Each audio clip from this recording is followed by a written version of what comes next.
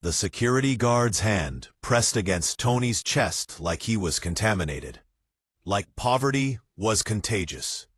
Tony stood there in his worn but clean jacket, watching through the glass doors as his daughter Princess laughed with her friends inside the graduation party venue. The guard's lip curled with practiced disgust, the kind that came from years of judging people by their shoes, their watches, their silence. Behind him, parents in designer clothes glided past, their invitations barely glanced at. Tony had his invitation too, crumpled now in his pocket from being checked 3 times already. But apparently, that wasn't enough. Apparently, men who looked like him needed more proof that they belonged. He didn't know yet that in 72 hours, he'd have the power to destroy everyone in that building.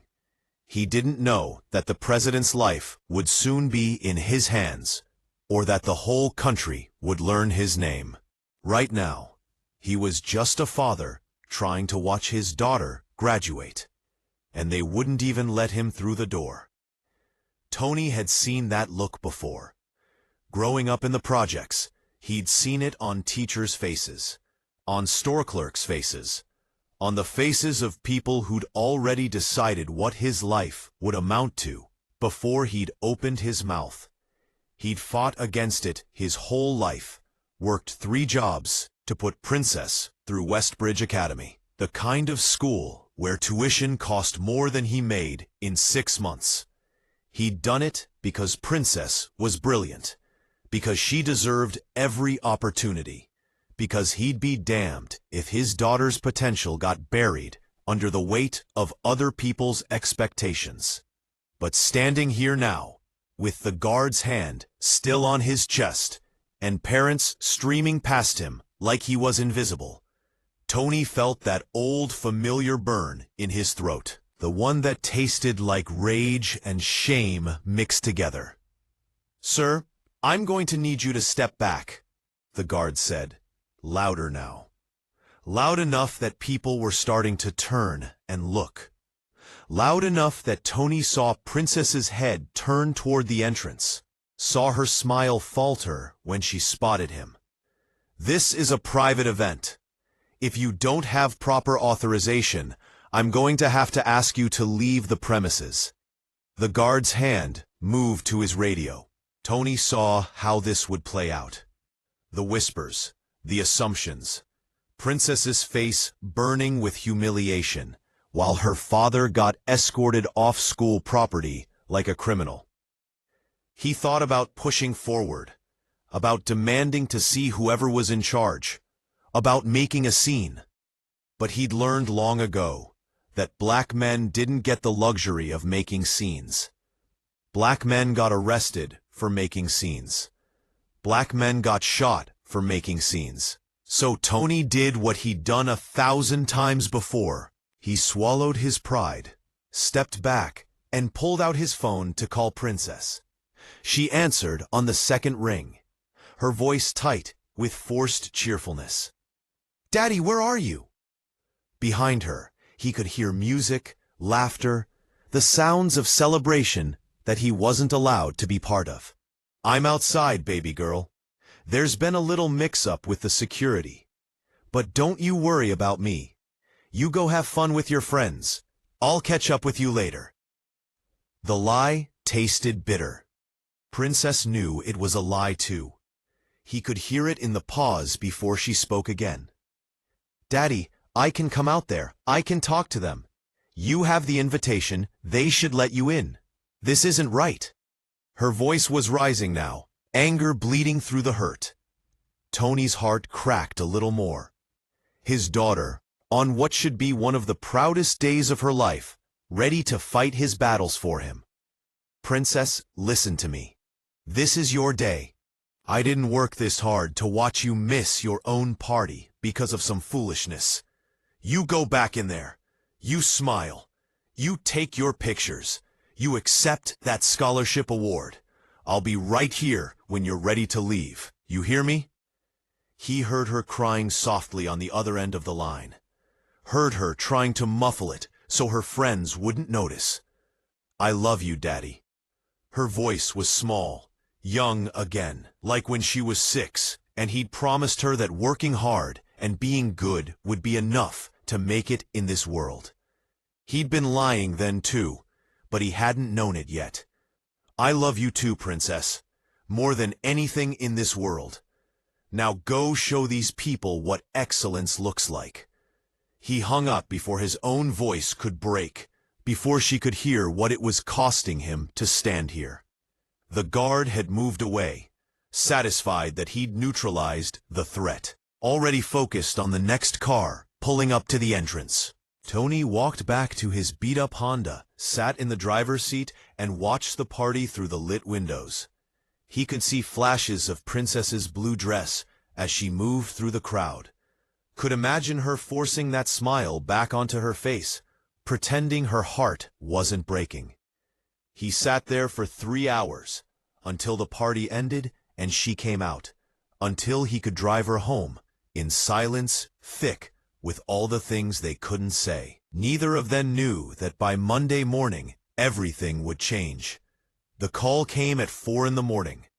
Tony was already awake, had been for hours, staring at the ceiling and replaying Friday night in his mind.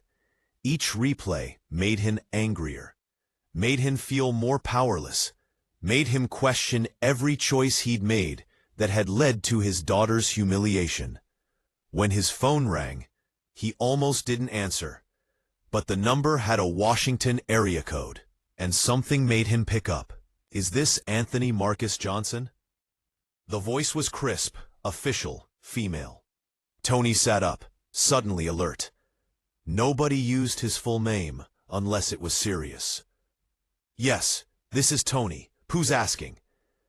There was a brief pause, then the voice continued. "Mr. Johnson, this is Agent Sarah Mitchell with the United States Secret Service. We need you to come to Walter Reed Medical Center immediately. It's regarding the president. We understand you're a match." Tony's mind went blank. "A match? For what? I think you've got the wrong person." But even as he said it, he was remembering. 6 months ago, he'd signed up for the National Bone Marrow Registry. It had been part of a community health drive at the church. One of those things you do because it seems like the right thing, never expecting anything to come of it. He'd forgotten about it until this moment. "Mr. Johnson, I need you to understand the gravity of this situation. President Morrison was diagnosed with acute leukemia 3 days ago. It's been kept quiet for national security reasons, but his condition is deteriorating rapidly. You are one of only 2 potential matches in the entire registry, and the other candidate has been ruled out due to health complications.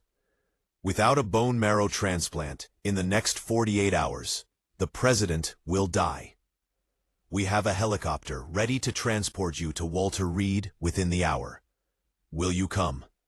Tony's hand tightened on the phone.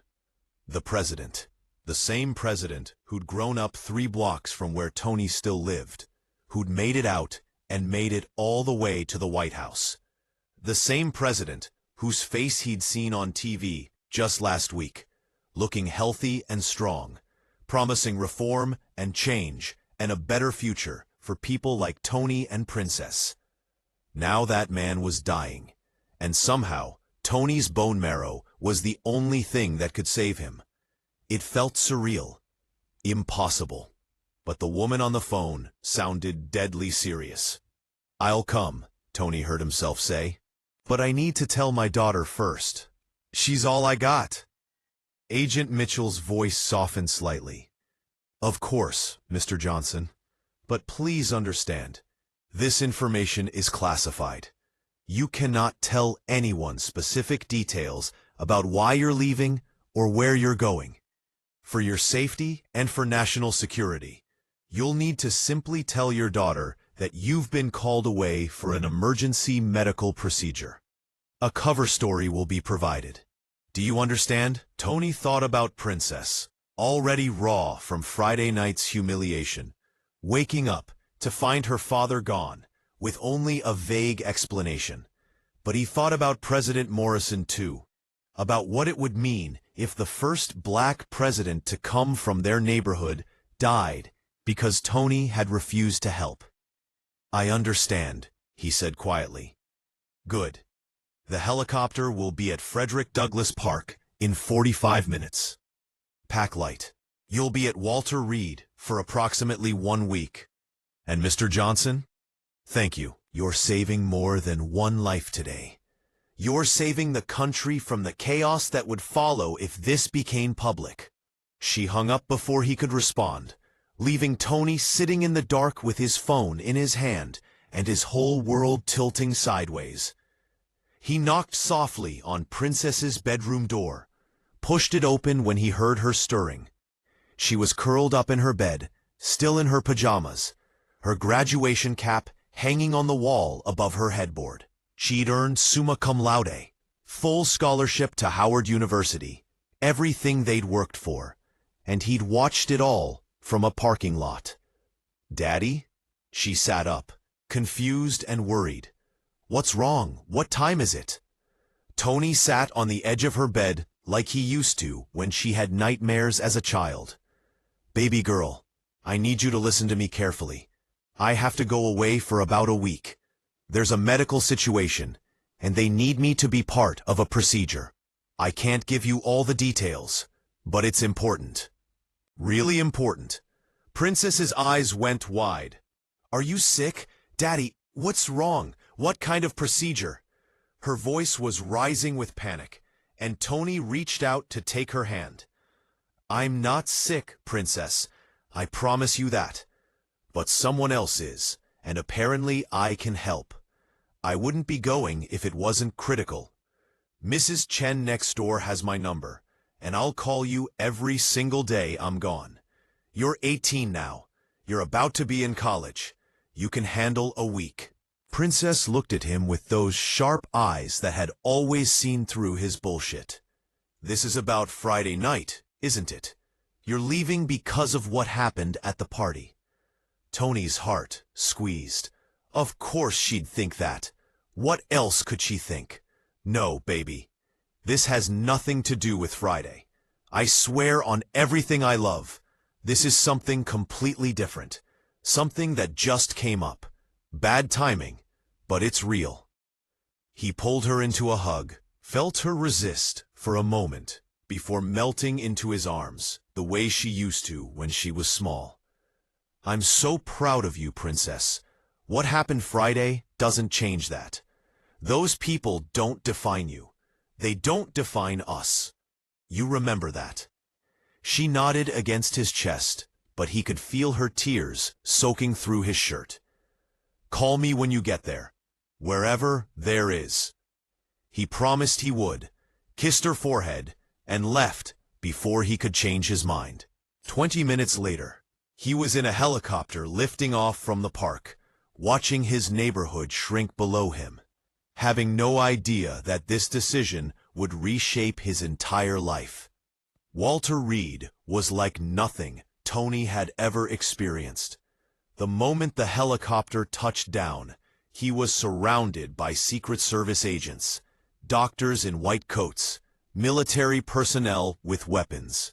They rushed him through corridors empty of other patients, past security checkpoints that required retinal scans and codes he didn't have.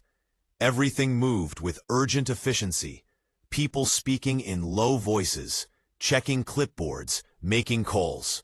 Tony felt like he was in a movie. Except the fear on everyone's faces was real. The president was actually dying, and somehow they thought Tony could stop it.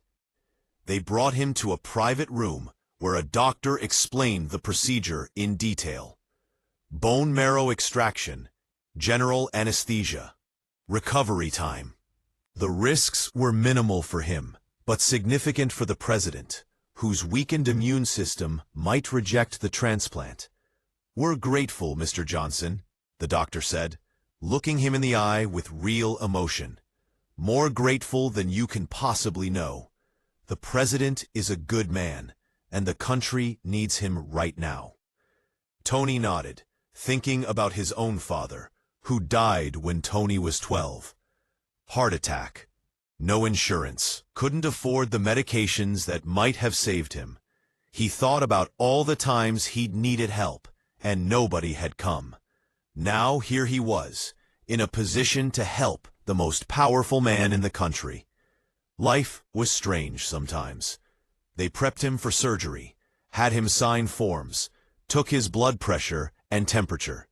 Through all of it, Tony kept thinking about Princess, alone at home, about Friday night, about the guard's hand on his chest, about the faces of the parents who'd looked right through him like he was nothing. Part of him wanted to walk out, to tell them to find someone else, to let them feel what it was like to be powerless for once. But that wasn't who he was. He'd never been the kind of man who let innocent people suffer just because the world had been cruel to him, even if the world had been very, very cruel. They wheeled him into the operating room, the lights bright enough to hurt his eyes. The anesthesiologist told him to count backwards from 10. Tony made it to 7 before the darkness took him. When he woke up, hours or maybe days later, there was a woman sitting beside his bed. Not a doctor or a nurse. Her suit was too expensive, her bearing too commanding. She stood when she saw his eyes open. "Mr. Johnson, I'm Victoria Chen, the President's Chief of Staff. How are you feeling?" Tony's back hurt like hell, but he managed to sit up slightly. "Like someone drilled into my spine, which I guess they did." "How's the president?" Victoria's face softened with something that might have been relief. "The transplant was successful. He's stable. The doctors are cautiously optimistic that his body is accepting your bone marrow. You saved his life, Mr. Johnson. When this becomes public, and it will eventually, you'll be a national hero." Tony thought about that word, hero. It felt hollow somehow, like it belonged to someone else. "I just did what anyone would do," he said, his throat dry. Victoria handed him a cup of water. "Not anyone, Mr. Johnson. 73% of the bone marrow registry is white. For a black patient to find a match, especially one compatible enough for transplant, the odds are incredibly low. You being in that registry, you being a match, it's nothing short of miraculous." She paused, studying him. "The president wants to meet you, once he's strong enough. He wants to thank you personally. In the meantime, we'd like to discuss how we handle the public announcement." "Public announcement?" Tony's head was still foggy from the anesthesia, but alarm bells were starting to ring. Victoria sat back down, crossing her legs. "Mr. Johnson, when the president's illness becomes public knowledge, which it will in approximately 48 hours, the media will want to know everything about his recovery. That includes you, your name, your face, your story. It's going to be everywhere. We can try to manage the narrative, protect your privacy where possible, but you need to be prepared. Your life is about to change dramatically." Tony thought about Princess, about their quiet life in their small neighborhood, about the anonymity that had been both a curse and a protection. What if I don't want that? What if I just want to go home and be left alone? Victoria's smile was sympathetic, but firm. "I'm afraid that's not really an option anymore. You saved the president's life. The country is going to want to know who you are. The question is whether you want to help control that story or let others control it for you." She pulled out a folder from her briefcase, slid it across to him. "This is a preliminary communication strategy. Nothing you have to commit to now, but I'd like you to review it. Think about how you want to present yourself, what you want people to know about you." Tony flipped through the folder, seeing phrases like humble hero and everyday American and embodiment of service. It all felt manipulative, manufactured. But he was too tired to argue, too sore to think clearly. "Can I call my daughter?" "I promised I'd call her." Victoria nodded, handed him his phone. "Of course, but remember, no details about who the patient is or where you are. Just that you're safe and the procedure went well." Tony dialed Princess's number, listened to it ring 3 times before she picked up. "Daddy? Oh my God, are you okay? I've been so worried." Her voice cracked with emotion, and Tony felt tears prick his own eyes. "I'm okay, baby girl. Everything went fine. I'm recovering now, and I'll be home in a few days. How are you doing?" They talked for 20 minutes, about nothing and everything. Princess filling him in on graduation party drama he'd missed, college orientation materials that had arrived in the mail, a summer job offer at the library. Normal life, continuing without him. When he hung up, Victoria was gone, but the folder remained on his bed. Tony picked it up again, read through the communication strategy more carefully this time. And that's when he saw it. A background check. On him. It was thorough, invasive. His employment history, his financial records, his education level, the apartments he'd lived in, the cars he'd owned, the debt he'd carried. They'd even interviewed people who knew him, gotten quotes about his character. Most of it was positive, painting him as a hard-working single father who'd sacrificed everything for his daughter. But there were other details too, clinical assessments of his economic status, his social standing. The report literally described him as working class and economically disadvantaged, but morally upright. They'd turned his whole life into data points to be analyzed and packaged for public consumption. Tony felt sick. And it wasn't from the surgery. He'd agreed to donate bone marrow, to save a life. He hadn't agreed to have his privacy stripped away, his dignity dissected for political purposes. But maybe this was the price. Maybe this was what it cost to matter, to be seen. He was still staring at the report when a Secret Service agent knocked on his door. "Mr. Johnson, the president is asking for you. If you're feeling up to it, he'd like to see you now." Tony's heart kicked against his ribs. He wasn't ready, but he nodded anyway, let them help him into a wheelchair, and followed them down the hallway to meet the man whose life was now tangled inextricably with his own. President Morrison looked smaller than he did on television, thinner, paler, diminished by the hospital bed and the IV lines running into his arms. But his eyes were alert when Tony was wheeled in, and his smile was genuine. "Mr. Johnson, Tony, they tell me I owe you my life." His voice was weak, but steady. Tony didn't know what to say. "What did you say to the president?" Sir felt too formal. Morrison felt too casual. He settled on honesty. "I'm glad I could help, Mr. President. I hope you're feeling better." Morrison gestured to the chair beside his bed, and Tony transferred himself into it with some difficulty. The president watched him with an expression Tony couldn't quite read. "They told me about you," Morrison said quietly. "Where you're from, what you do for a living, how you raised your daughter alone. We grew up 3 blocks from each other. Did you know that?" Tony shook his head. "I didn't. But I knew you were from the neighborhood. Everybody talked about it when you got elected." Morrison nodded slowly.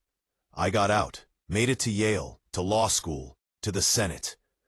I was supposed to prove that the American dream was real, that anyone could make it if they worked hard enough. But the truth is, I got lucky. A teacher who believed in me. A scholarship at exactly the right time. Doors that opened because I happened to be in the right place at the right moment. Without that luck, I could have been you, working 3 jobs, struggling to give my kid a better life, invisible to everyone who mattered. The words hit Tony like a fist, not because they were cruel, but because they were true, and because hearing them from the president's mouth somehow made them harder to bear. "I'm not complaining about my life," Tony said, his voice harder than he intended. "I did what I had to do. Princess is going to Howard on a full scholarship. She's going to be something. That's all that matters." Morrison studied him for a long moment. "Is it? Is that really all that matters? What about you, Tony?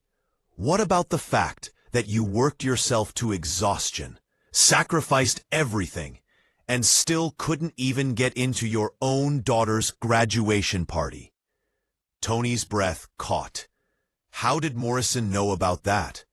The president saw his expression and continued. "Victoria Chen is very thorough. When she runs a background check, she talks to everyone. Your neighbors, Princess's teachers, the security guard at Westbridge Academy, who wouldn't let you in on Friday night. I know what happened, Tony, and it makes me sick." Morrison's hand clenched into a fist on the bedsheet. "You saved my life, and 3 days before that, you were treated like garbage because of what you looked like, because of where you came from. That's not the country I'm trying to build. That's the country I'm trying to fix." Subject part. Tony felt something break open inside him. All the rage and hurt he'd been swallowing for years suddenly flooding out. "With all due respect, Mr. President, you're not fixing anything. Not fast enough, not deep enough. My father died because he couldn't afford insulin. I got turned away from my daughter's graduation while parents who did nothing but inherit their money walked right past me. And you know what the worst part is? That security guard probably went home feeling good about himself. Probably told his wife he kept some dangerous thug away from innocent kids. He'll never face consequences. None of them will. Because that's how this works. People like me, we're supposed to be grateful for whatever scraps we get. We're supposed to smile and say yes, sir, and not make waves. Well, I'm tired of it. I'm tired of being invisible, except when you need something from me." The words poured out unchecked, and part of Tony's mind was screaming at him to shut up, to remember who he was talking to. But Morrison didn't look angry. He looked thoughtful, sad. "You're right," the president said quietly. "You're absolutely right, and I want to do something about it. Not with policy, not with legislation that will take years to pass and decades to implement. I want to do something now, for you. Because you saved my life, yes, but also because what happened to you was wrong, and someone needs to say so publicly." Tony stared at him, not understanding. Morrison continued, his voice growing stronger. "In 2 days, I'm going to hold a press conference. I'm going to announce my illness, my recovery, and the fact that you saved my life. But I'm also going to tell the story of what happened at Westbridge Academy. I'm going to use my platform to shine a light on the everyday indignities that people like you face. The casual cruelty that gets overlooked because it's not dramatic enough for the news. And then I'm going to offer you a position." Tony's heart was hammering now. What kind of position? Morrison smiled, and for the first time, Tony saw the charisma that had won him the presidency. Special advisor to the president on economic dignity.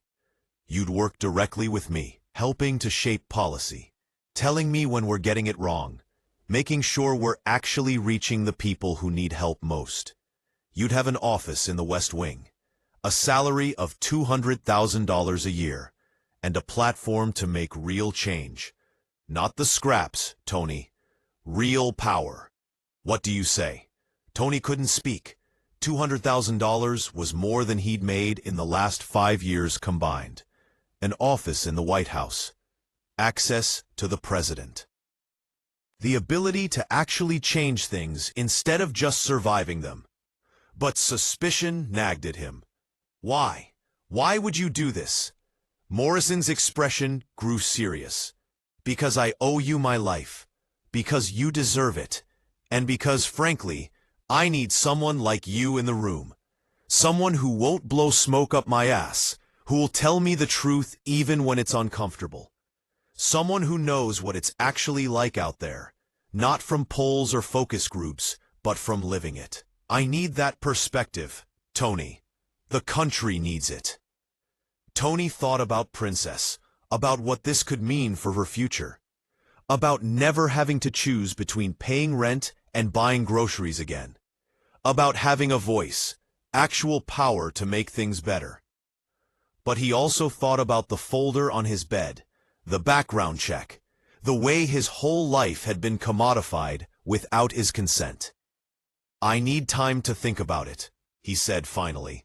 And I need to talk to my daughter. This affects her too. Morrison nodded. Of course. Take all the time you need. Well, 48 hours anyway. That's when the press conference is scheduled. But Tony? He reached out and gripped Tony's hand with surprising strength. Think about this. You've spent your whole life being invisible. Don't you want to be seen? Don't you want the people who dismissed you to realize they were wrong? This is your chance. Not just for revenge, but for vindication. The word revenge hung in the air between them like smoke. Tony rolled it around in his mind, tasted it. Was that what he wanted? To watch the security guard's face when he saw Tony on television with the president. To see the Westbridge Academy administrators realize they'd humiliated someone who mattered? To make all of them squirm and apologize and understand what they'd done? Yes. God help him. Yes. That's exactly what he wanted. I'll think about it, Tony repeated. But Morrison was already smiling, like he knew the decision had been made. They talked for another hour, Morrison sharing stories about growing up in their neighborhood, Tony carefully navigating between honesty and respect. By the time Tony was wheeled back to his room, his mind was spinning with possibilities. He called Princess that night, broke the news as carefully as he could. Baby, something incredible has happened. I can't give you all the details yet, but in 2 days, there's going to be a press conference. You're going to see me on television, and our lives are going to change. I just need you to trust me, okay? Princess was silent for a long moment. Daddy, you're scaring me. What kind of press conference? What's going on? Tony took a deep breath. I saved someone's life, someone important, and they want to thank me publicly. That's all I can say right now. But Princess, this could be really good for us. This could change everything. As he could hear her breathing on the other end of the line, processing.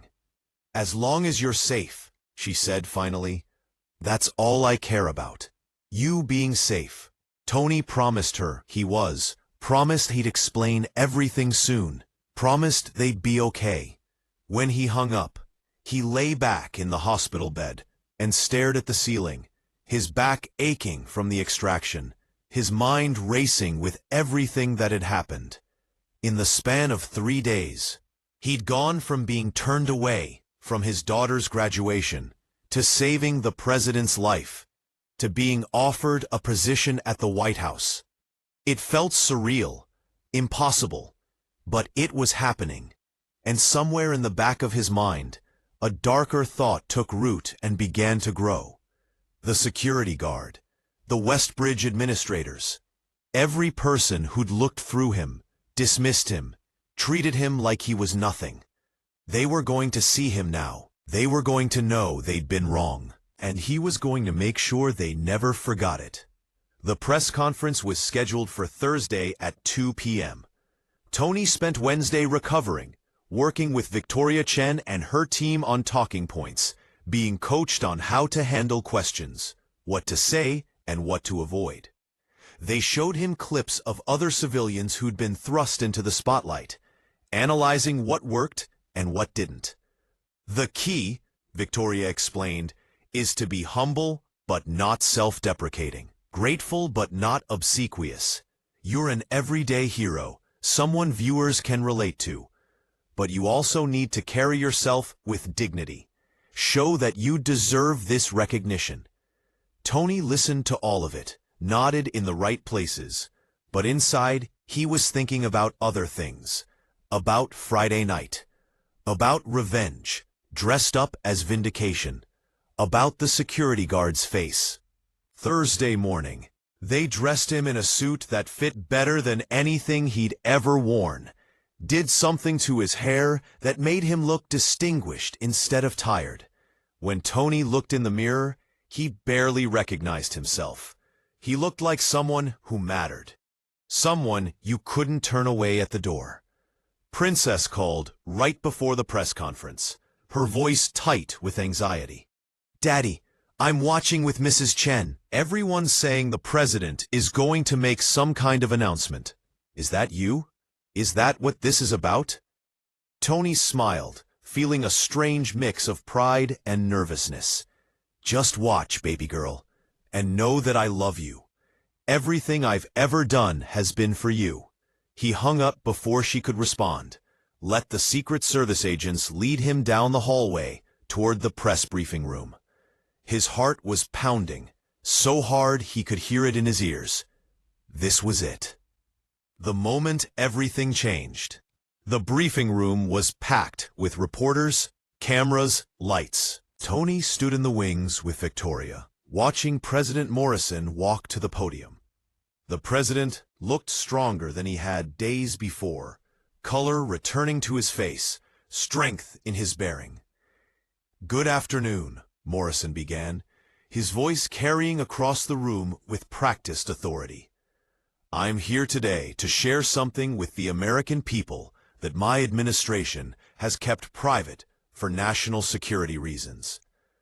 5 days ago, I was diagnosed with acute leukemia. Without immediate treatment, my doctors gave me less than a week to live." The room erupted with noise, reporters shouting questions, cameras flashing. Morrison raised his hand for silence.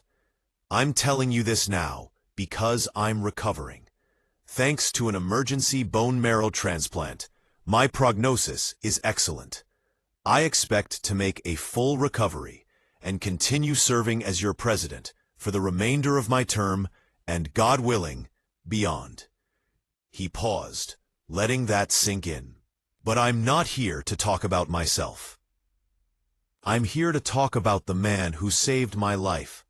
A man who, until 3 days ago, was virtually invisible to the people who should have valued him most." Morrison gestured to the wings, and Victoria nudged Tony forward. The lights were blinding, but Tony walked to the podium, stood next to the president with cameras capturing every angle. "This is Anthony Johnson. Tony. He's a sanitation worker from Southeast D.C. A single father who raised his daughter while working 3 jobs. A man who signed up for the bone marrow registry 6 months ago because he wanted to help people. When I needed him most, he was there. No hesitation, no conditions. He saved my life." Morrison's voice grew harder, more pointed, but 5 days before Tony saved my life, he was denied entry to his own daughter's high school graduation party. He was stopped at the door by security, questioned repeatedly, treated like a threat instead of a parent. Why? Because he's a black man who works with his hands. Because he doesn't have money for expensive clothes or a new car. Because the people at that school looked at him and saw someone who didn't belong, even though his daughter graduated summa cum laude with a full scholarship to Howard University. Even though he'd sacrificed everything to give her that opportunity. The room had gone silent. Every reporter was scribbling notes. Every camera was focused on Tony's face. He could feel tears building behind his eyes, but refused to let them fall. "Not here. Not now." Morrison continued, his voice rising with controlled anger. This is the kind of casual discrimination that millions of Americans face every day. The kind that doesn't make headlines, that doesn't spark protests, but that grinds people down until they stop trying. Tony Johnson is exactly the kind of person our institutions should celebrate, should uplift. Instead, he was humiliated in front of his daughter. Well, I'm here to tell Tony and everyone watching that this is unacceptable, that we can and must do better. He turned to Tony, put a hand on his shoulder. Tony, on behalf of a grateful nation, thank you for saving my life. And on behalf of everyone who's ever been judged unfairly, dismissed because of how they look or where they come from, I apologize. You deserved better. Your daughter deserved better. And I want to make it right. Morrison turned back to the cameras. That's why I'm appointing Tony as special advisor to the president on economic dignity. He'll work directly with me to ensure our policies actually reach the people who need them most. That we're creating a country where hard work and sacrifice are valued regardless of someone's zip code or bank account.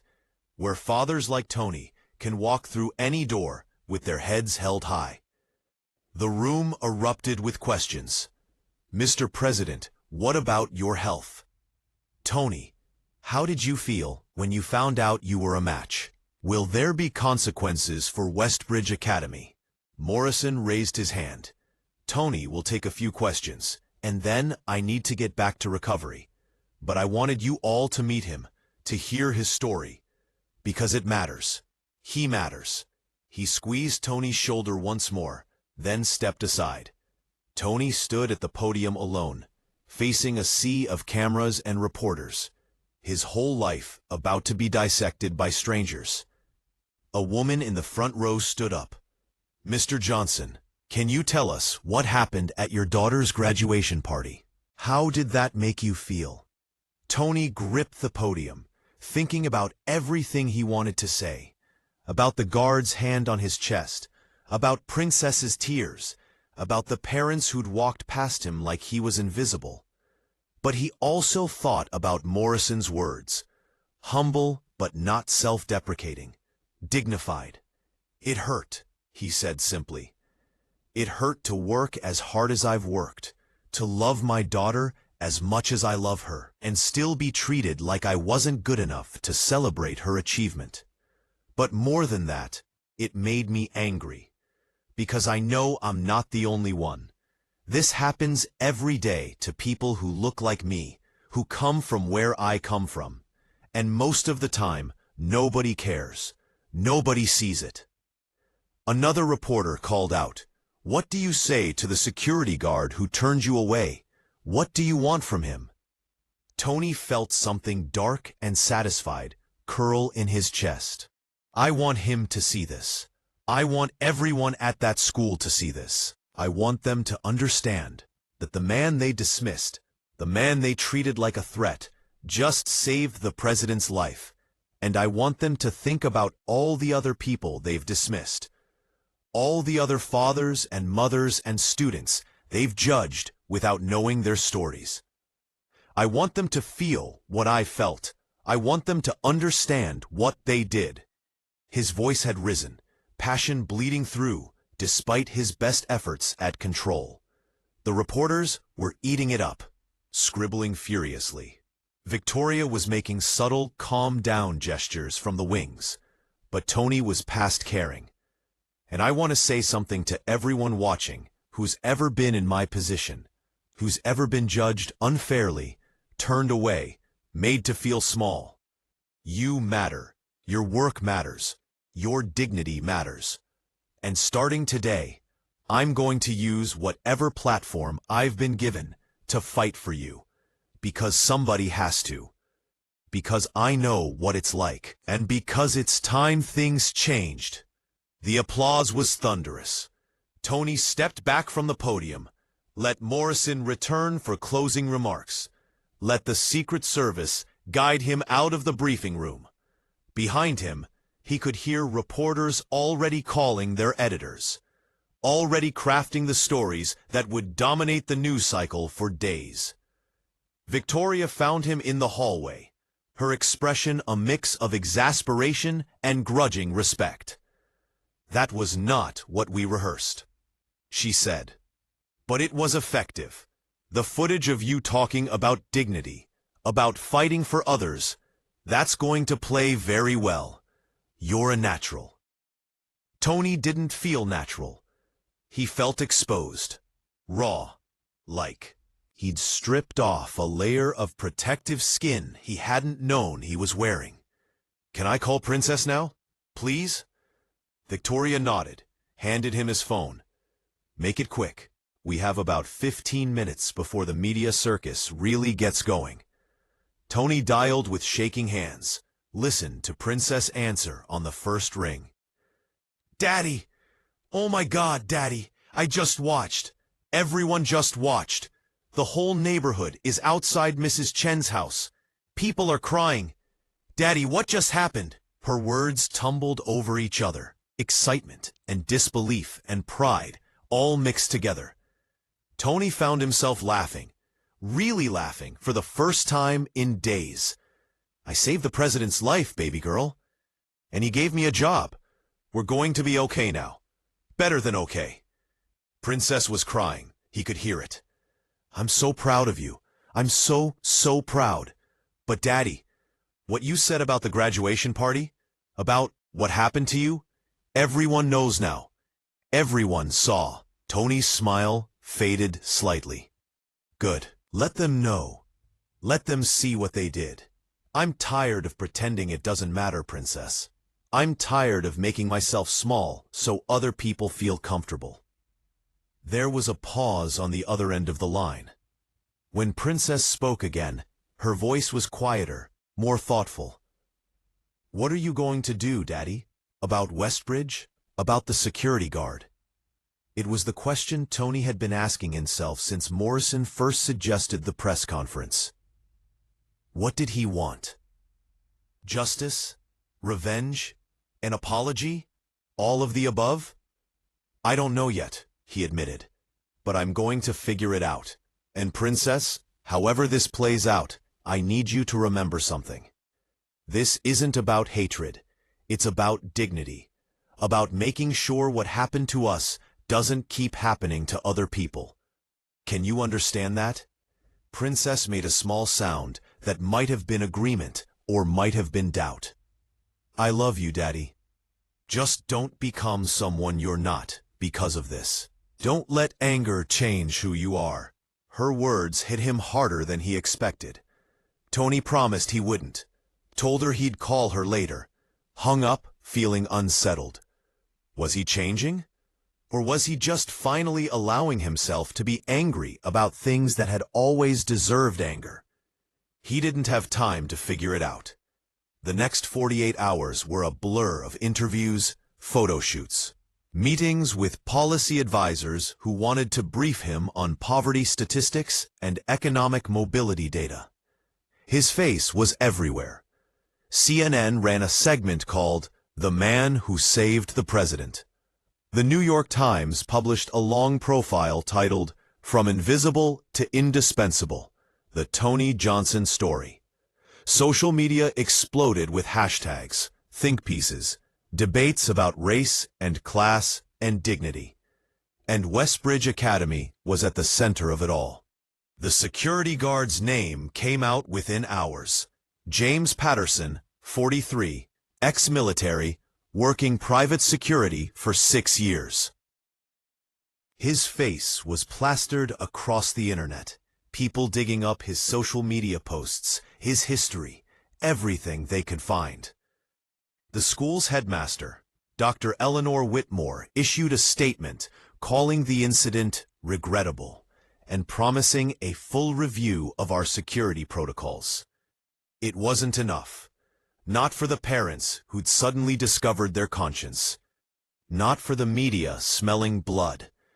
And definitely not for Tony.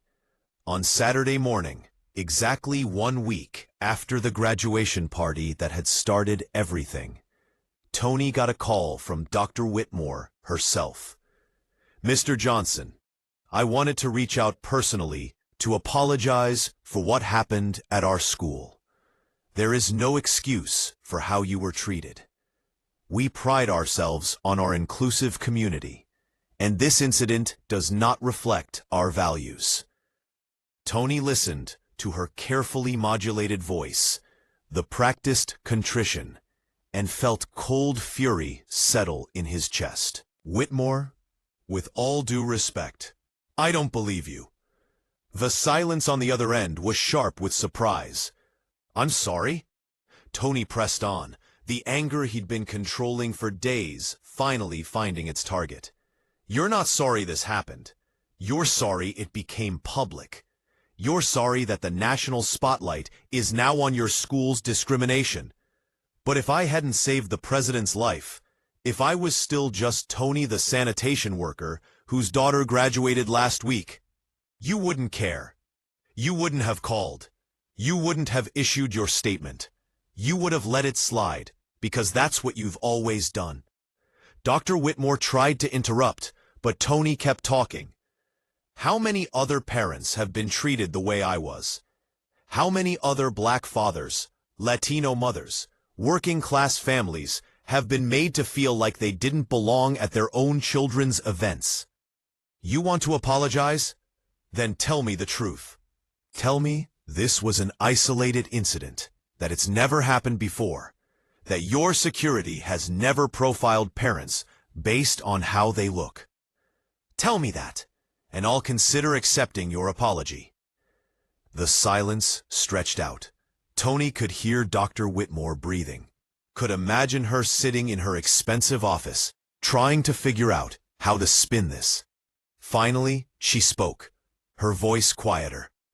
Mr. Johnson, I can't say that. I wish I could, but I'd be lying, and you deserve better than lies.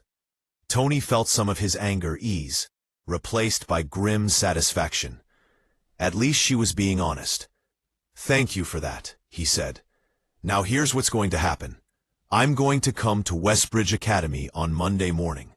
I'm going to meet with you, your board of directors, your security team, and any parents who want to attend. And we're going to have a real conversation about what happened and how you're going to fix it.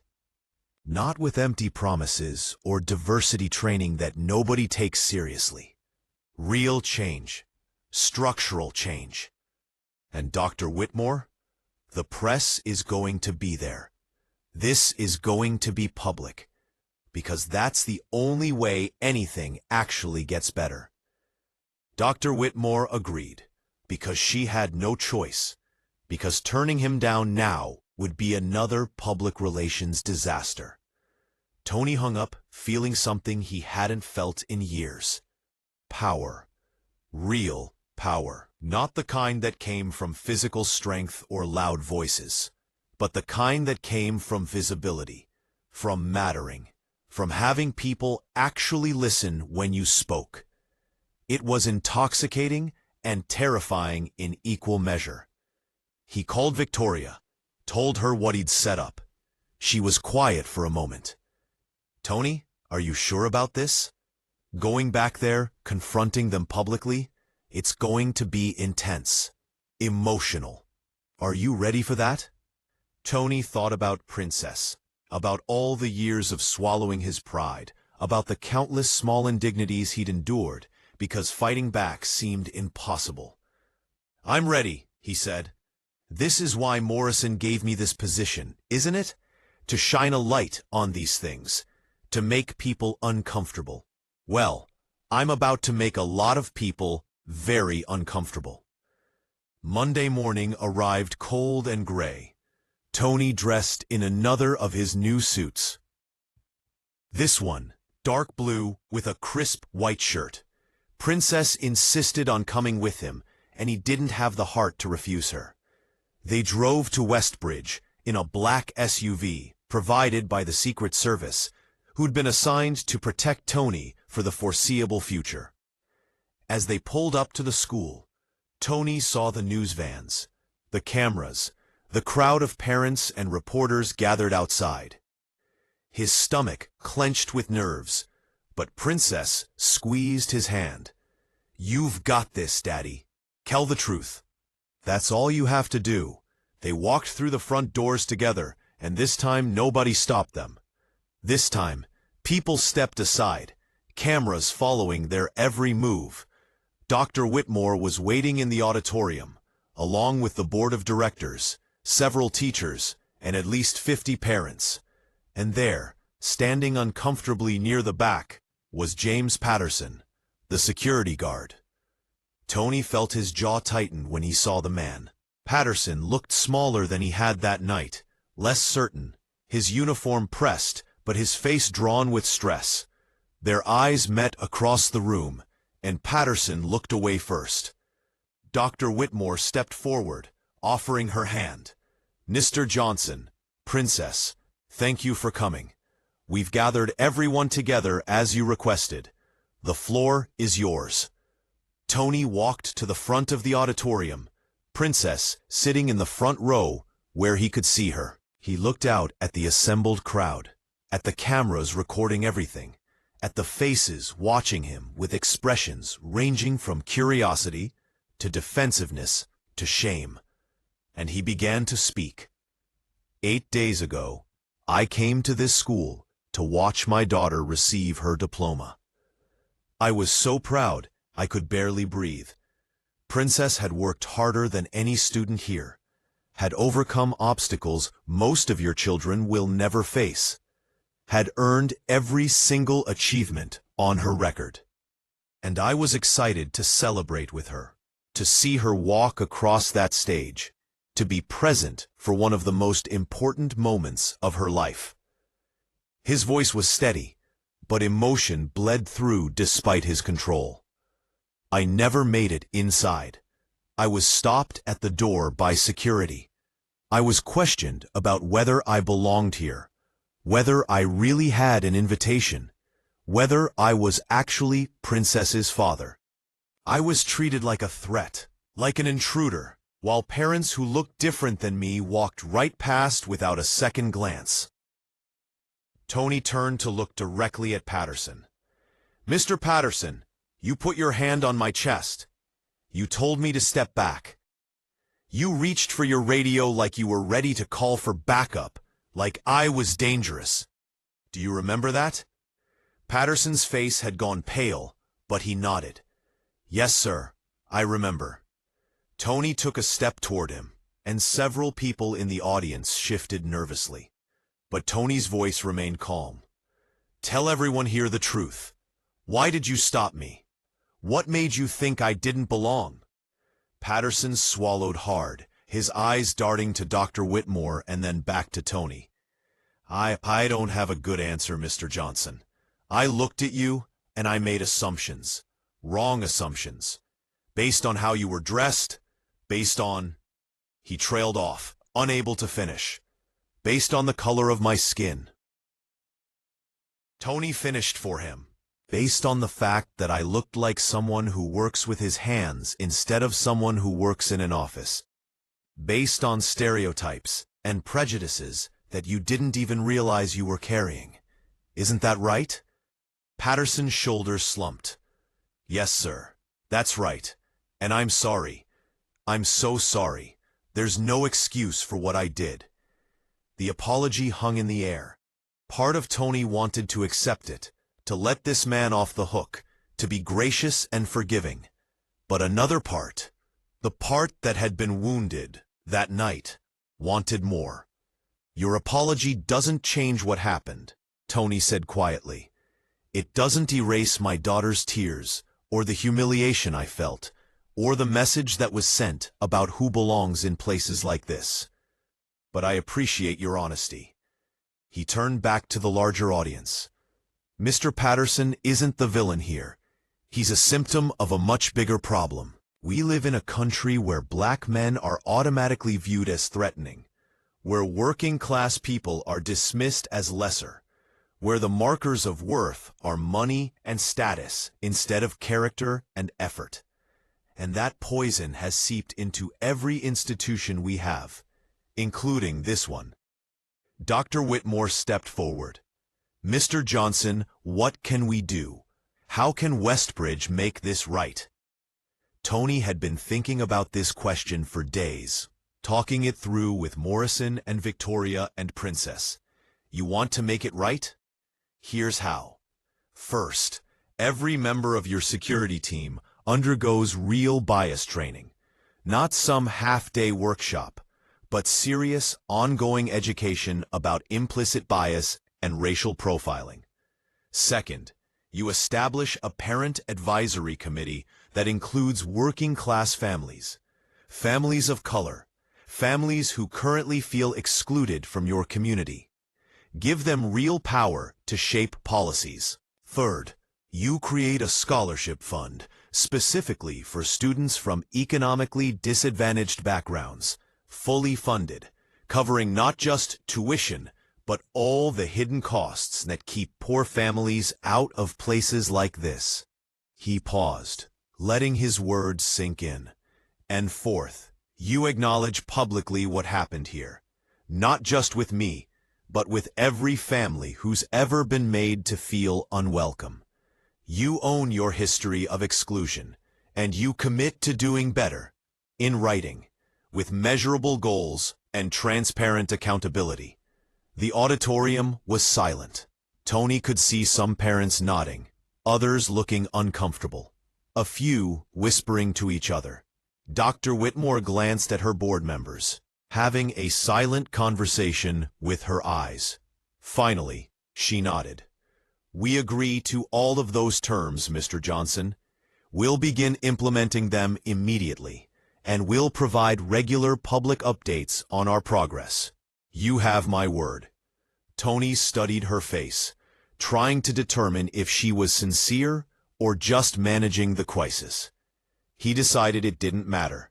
The commitment was public now, recorded by a dozen cameras. If Westbridge didn't follow through, the world would know. Good, he said, because I'll be watching. And more importantly, the families who come after me will be watching. This isn't just about me getting my revenge or my vindication. This is about making sure the next working-class father who shows up to his kid's graduation gets treated with the dignity and respect he deserves. Princess was crying in the front row, tears streaming down her face. Tony caught her eye, and she smiled at him through the tears. A smile so full of pride and love that Tony felt his own eyes water. This was why he'd done it. Not for himself, but for her. For every child who deserved to have their parents celebrated instead of suspected. The meeting continued for another hour. Parents asking questions, board members making commitments, reporters getting their sound bites. Through it all, Tony remained calm, focused, letting his anger serve a purpose instead of consuming him. When it finally ended, Patterson approached him hesitantly. Mr. Johnson, I know my apology isn't enough. I know I can't undo what I did. But I want you to know I've been thinking about that night every day since. About all the other times I've made assumptions, all the people I've probably hurt without realizing it. I'm trying to do better. I'm trying to be better. Tony looked at this man who'd been the catalyst for everything that followed. This ordinary man with ordinary prejudices who'd never expected his actions to have consequences. Mr. Patterson, I believe you, and I hope you succeed, because the world needs people to recognize their biases and change them. Just don't expect me to make you feel better about what you did. That's not my job. Patterson nodded, accepting the boundary, and walked away. Victoria approached, her usual crisp efficiency softened by something like approval. That was well done, Tony. You hit exactly the right notes. Angry but not vindictive. Demanding but not unreasonable. The coverage is going to be very positive. Tony felt tired suddenly, bone-deep exhausted. I don't care about the coverage, Victoria. I care about whether anything actually changes. She studied him for a moment. "You're not what I expected," she admitted. "When Morrison first told me about you, I thought you'd be easier to manage. But you're not interested in being managed, are you? You're interested in telling the truth. Consequences be damned." Tony smiled slightly. "Is that going to be a problem?" Victoria shook her head. "Actually, no. I think it's exactly what this administration needs. Someone who won't play the game, who'll keep us honest, even when it's uncomfortable. Just don't be surprised when that honesty makes you enemies. Washington doesn't always appreciate truth-tellers." She was right, Tony would discover over the following weeks and months. His new position at the White House brought access and influence. But it also brought scrutiny and criticism. Conservative media outlets accused him of playing the race card, of weaponizing his victim status for political gain. Progressive activists complained he wasn't going far enough, that working within the system was a form of capitulation. His old friends from the neighborhood didn't know how to relate to him anymore, treated him differently now that he wore expensive suits and had Secret Service protection. But Tony kept showing up, kept speaking truth to power, kept using his platform to highlight the everyday injustices that people like him faced. He pushed for policy changes, testified before Congress, wrote op-eds that challenged comfortable narratives about poverty and race and opportunity. And slowly, painfully, things began to shift. Westbridge Academy became a model for how institutions could acknowledge their failures and actually change. Other schools, other organizations started implementing similar reforms. The national conversation about economic dignity that Morrison had started gained momentum, became impossible to ignore. Tony's face became synonymous with a movement he'd never asked to lead, but that desperately needed his voice. Princess thrived at Howard, studying political science and calling her father at least twice a week to debate policy and strategy. She was proud of him, she said, but she also worried. "Daddy, you look tired. You look like you're carrying the weight of the world. Don't forget to take care of yourself too." Tony promised he would, but the truth was, he couldn't stop. Not yet.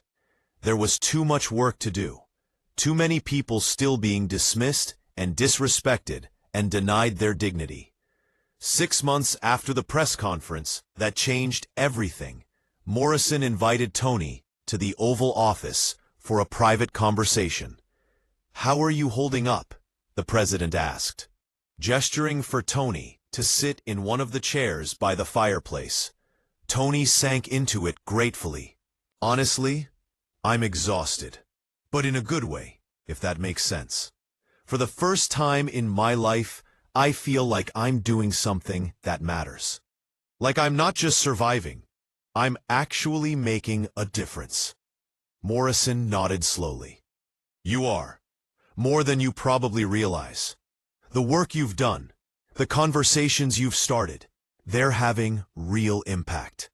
But Tony, I need to ask you something, and I need you to be honest with me." He leaned forward, his expression serious. "That first press conference, when you talked about wanting the security guard and the school administrators to see what they'd done, to feel what you'd felt, was that about justice, or was it about revenge?" Tony had known this question was coming eventually. He'd been asking himself the same thing for months. "Both," he admitted. "At first, it was definitely about revenge. I wanted them to hurt the way they'd hurt me and Princess. I wanted them to understand they'd been wrong, to suffer consequences for their actions. But somewhere along the way, it became about more than that. It became about making sure it didn't keep happening. About using my anger for something constructive instead of just destructive." Morrison smiled. That's what I thought. That's what I hoped. Because Tony, the truth is, anger is a powerful motivator. It can fuel incredible change when it's channeled properly. But it can also consume you, turn you into someone you don't recognize. I've watched you navigate that line very carefully over these past months, and I'm impressed by your balance. He paused. I'm also grateful. You could have used your platform to tear people down, to settle scores, to become bitter and vindictive. Instead, you've used it to build something better. That takes character. Tony felt emotion well up in his throat. I had a good teacher, he said, thinking of Princess, of her warning not to let anger change who he was. My daughter keeps me grounded, reminds me that this isn't about me. It's about all of us, about creating a country where people like us don't have to choose between dignity and survival.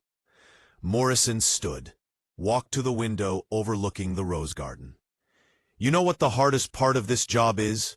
It's not the policy decisions or the political battles. It's knowing that no matter how hard I work, no matter how many good policies we pass, there will still be security guards who judge people by the color of their skin. There will still be schools that make parents feel unwelcome. There will still be systems designed to keep some people out. The machinery of inequality is so big, so entrenched, that sometimes it feels impossible to change. He turned back to Tony. But then I see what you've accomplished in just 6 months. The real, tangible changes at Westbridge and the other schools that followed their lead.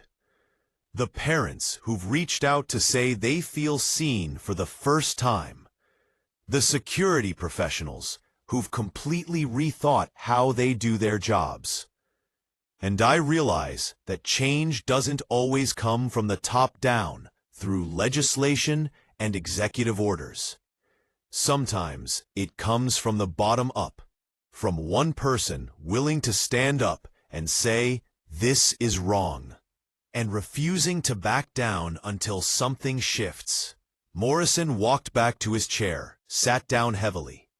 I'm telling you this because I want you to understand how valuable you are, Tony. Not just as an advisor, but as a symbol of what's possible.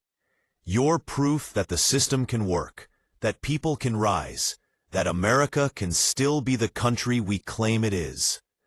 Don't lose sight of that, even when the work gets hard, especially when the work gets hard.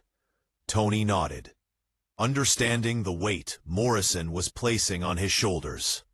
It was a burden, being a symbol, being proof of anything. But it was also an opportunity, a chance to show Princess, and everyone like her, that their lives mattered, that their struggles weren't in vain. I won't, Tony promised. I won't forget, and I won't give up. Too many people are counting on me. They talked for another hour about policy initiatives and upcoming speeches and the midterm elections that would determine whether Morrison could continue his agenda. When Tony finally left the Oval Office, the sun was setting over Washington, painting the sky in shades of orange and gold. Tony stood on the White House lawn for a moment, looking back at the building that represented so much hope and so much disappointment, so much power and so many broken promises. He thought about the journey that had brought him here, from that parking lot at Westbridge Academy to this manicured lawn, from invisibility to influence. It still felt surreal sometimes, like he might wake up and discover it was all a dream. But then his phone would ring, with another request for an interview, another invitation to speak, another person's story of discrimination that needed attention. And he'd remember, this was real, all of it, the good and the bad, and the complicated in between. That night, Tony called Princess from his apartment in Georgetown, a place that still didn't feel quite like home, despite the expensive furniture and the view of the Potomac. "Hey, baby girl, how was your day?" Princess launched into a story about her constitutional law class, about a debate she'd won, about a protest she was helping organize. Her voice was animated, passionate, alive with purpose. Tony listened and felt his chest swell with pride. When she finally paused for breath, he said quietly, "Princess, I need you to know something. Everything I've done, everything I'm doing, it's all been worth it because of you. Because you're going to change the world in ways I never could. You're going to be extraordinary." Princess was quiet for a moment.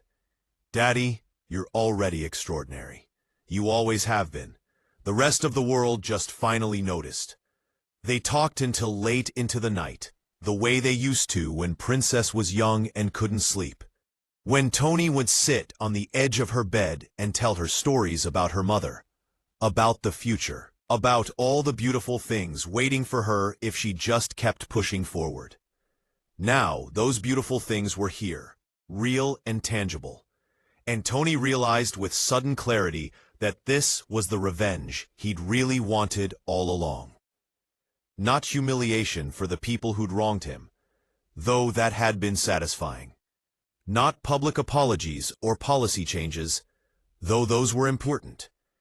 The real revenge was this: showing everyone who dismissed him that they'd been wrong, that the man they'd turned away from a graduation party had more dignity, more character, more worth than they'd ever possess. That his daughter would achieve more than their children ever would. That their prejudices had blinded them to greatness standing right in front of them. And the beauty of it was that Tony didn't have to diminish himself to prove it. He didn't have to become cruel or vindictive or small. He just had to keep being himself, keep telling the truth, keep fighting for the people who couldn't fight for themselves. That was the revenge that mattered. That was the victory that would last. Years later, when people asked Tony about that week that changed his life, he'd tell them, it wasn't really about saving the president, though that mattered. It wasn't about the job at the White House, though that opened doors. It was about the moment he'd stopped making himself small to fit into other people's limited vision of who he could be. It is about claiming his dignity and refusing to apologize for taking up space. It was about teaching his daughter that their worth wasn't determined by people who couldn't see it. And it was about transforming pain into purpose, anger into action, humiliation into hope. That was the story Tony told, again and again, to anyone who would listen. Because some stories need to be told, need to be heard, need to be remembered, so that the next father standing outside his daughter's graduation party knows he's not alone. So that the next security guard thinks twice before making assumptions. So that the next child, growing up in poverty, understands that dignity isn't something you earn through wealth or status. It's something you claim, something you defend, something you never let anyone take from you, no matter how hard they try. Tony had claimed his, and he'd be damned if he'd ever let it go again.